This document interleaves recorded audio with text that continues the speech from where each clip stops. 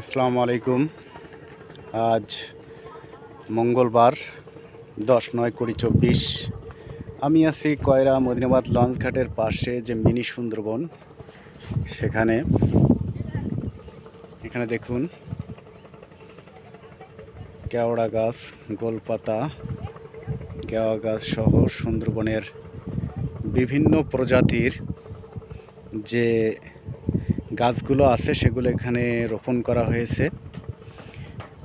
এটার মাধ্যমে কৃত্রিম বন তৈরি করা হয়েছে বনজ বৃক্ষের মাধ্যমে।